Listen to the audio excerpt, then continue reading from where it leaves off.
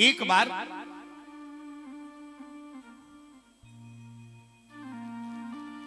भगवान जब नाग पास में बंद गए, देव ऋषि को बड़ा चिंता हुई, अब क्या होगा। भगवान नाग पास में बंद गए और देव ऋषि को जब चिंता हुई तो देव ऋषि चल कर कहां गए, गरुड़ जी के पास, और गरुड़ जी से जाकर के कहा, व्याल पास बस भये खरारी। गरुड़ जी, भगवान नाग पास में बने हैं और आप ही अब कुछ कर सकते हैं, आप चलो और कुछ करो। गरुड़ जी गए। गरुड़ जी ने देखा कि प्रभु संकट में हैं। गरुड़ जी गए, खगपति तब धरी खाए माया नाग बरूद। और गरुड़ जी ने जो माया रूपी नाग थे इनको खाया और भगवान को बंधन से मुक्त किया।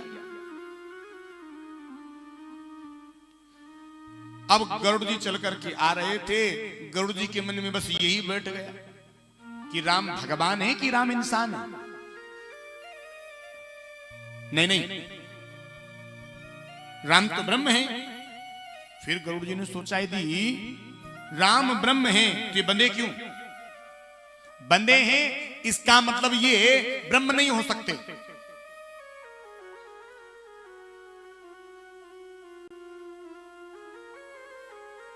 अब गरुड़ जी के मन में यही चल रहा था, अरे हम नहीं होते तो भगवान को कौन मुक्त करता, हम थे इसलिए भगवान मुक्त हो गए, नहीं तो भगवान को कौन बचाता। अब इनके मन में यही चल रहा था कि राम इंसान है कि राम भगवान है, कौन बता। चल करके जा रहे थे, देव ऋषि नारद के पास पहुंचे।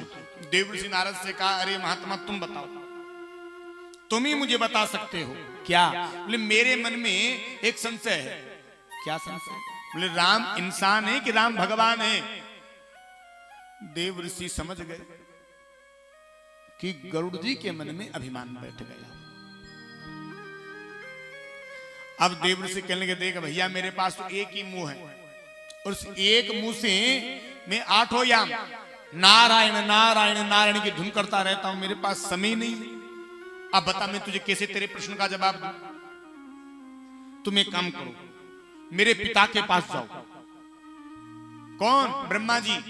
उनके 4 मुख हैं, वो तुम्हें जरूर जवाब देंगे, जरूर तुम्हारे मन के संशय को दूर करेंगे। चल करके चले महाराज, ब्रह्मा जी के पास पहुंचे गरुड़ जी। ब्रह्मा जी को प्रणाम किया और कहा, ब्रह्मा जी आप बताओ कि राम ब्रह्म है या राम इंसान है। ब्रह्मा जी ने कहा, भैया मैं बता तो जरूर देता तुम्हें, लेकिन क्या करूं, मेरे तो 4 मुख हैं और चारों मुखों से मैं वेदों का गान करता रहता हूं, एक भी मुख खाली नहीं है मेरा। अब बता कैसे बताऊं। तुम एक काम करो, शंकर जी के पास जाओ। शंकर जी राम भक्त हैं, वो तुम्हें जरूर बता देंगे कि राम इंसान है कि राम भगवान है। अब चले गरुड़ जी। अब गरुड़ जी सोचते जा रहे, बताओ एक मुंह वाला तो मेरी प्रश्न का जवाब ही नहीं दे पाया, क्योंकि एक मुख वाले ने कहा भेजा, चतुरानन के पास, ब्रह्मा जी के पास, और ब्रह्मा जी ने भेज दिया पंचानन के पास। हाँ, हमारा प्रश्न को छोटा मोटा है। नारद जी खड़े नहीं रह पाए सामने। ब्रह्मा, क्या बात करना ब्रह्मा की, ब्रह्मा खड़ा तक नहीं रह पाया सामने। साधारण प्रश्न नहीं है हमारा।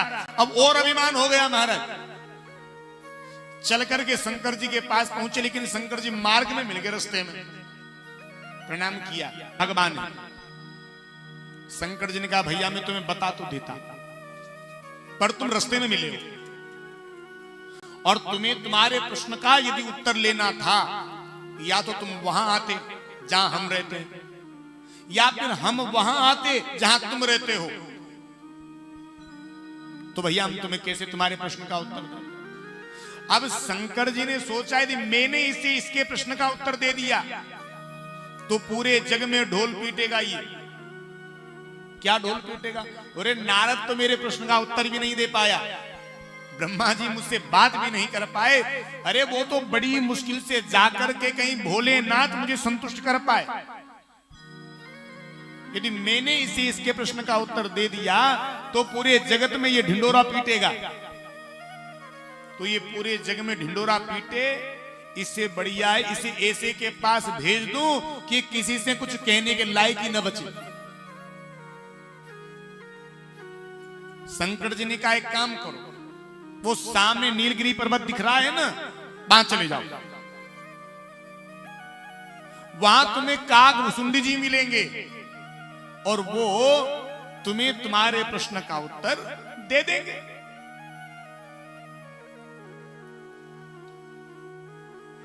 अब गरुड़ जी कहने लगे, प्रभु अब वहां कहीं को आप ही दे देते तो ज्यादा बढ़िया रहता है?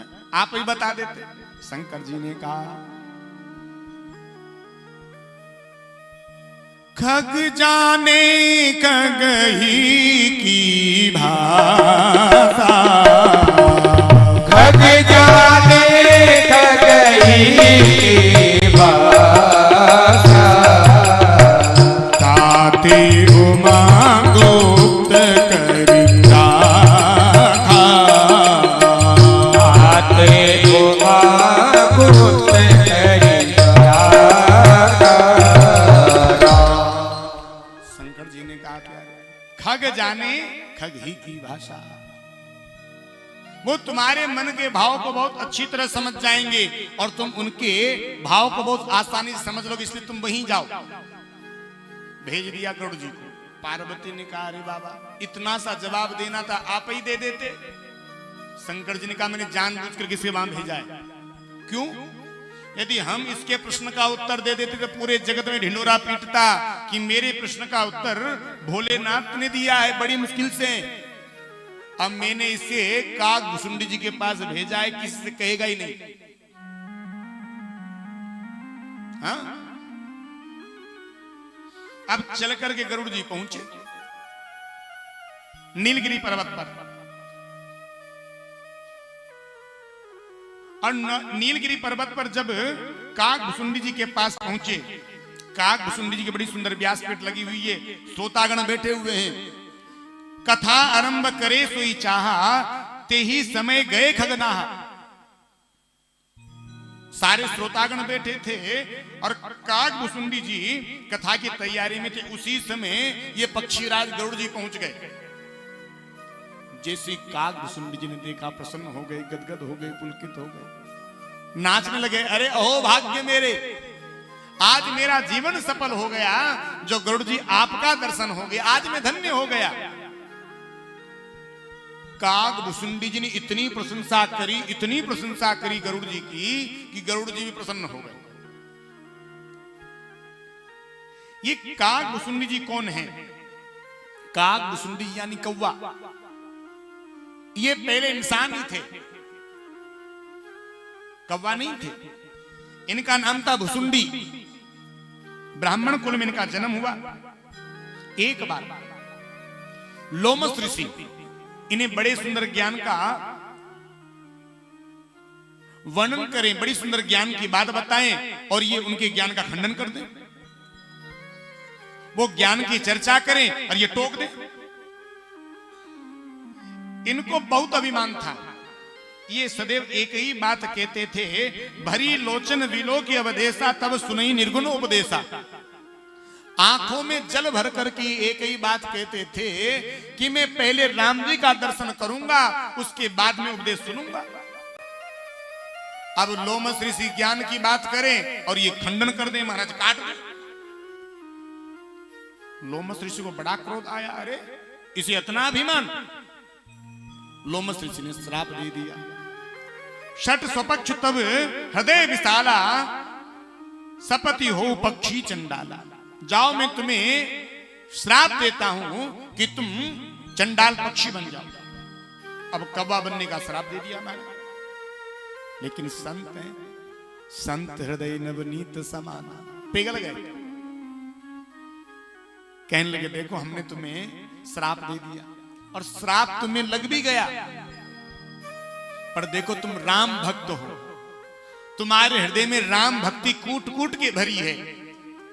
सच बताओ तुम्हें कोई कष्ट तो नहीं है? भुसुंडी जी कहने लगे, अरे महाराज आपने हमें श्राप नहीं दिया तो, अरे बल्कि आपने तो हमें आशीर्वाद दे दिया।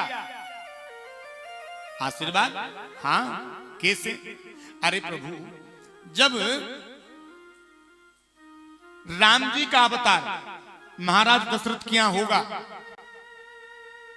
और आप मुझे श्राप नहीं देते, मनुष्य रूप में चल करके जाता दशरथ जी के यहां, और दशरथ जी के यहां जब मैं चल करके जाता तो राम जी का मुझे दर्शन होता कि नहीं होता कोई गारंटी नहीं है, क्योंकि 10 सवाल कर देते, कौन हो, कहां से आए हो, क्या काम है, क्यों दर्शन करना है, जरूरी है दर्शन करना, चलो भगो।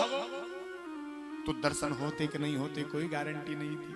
पर हां, अब राम जी का दर्शन पक्का होगा, इस बात की पक्की गारंटी है। कैसे? राम जी का अवतार होगा, मैं कौवा बन गया, उड़ करके जाऊंगा, भगवान का दर्शन कर लूंगा, लौट करके आ जाऊंगा, मुझे कौन रोकेगा? तो आपने मुझे श्राप नहीं दिया, आपने तो मुझे आशीर्वाद दे दिया। ये अच्छे लोगों की नस जाने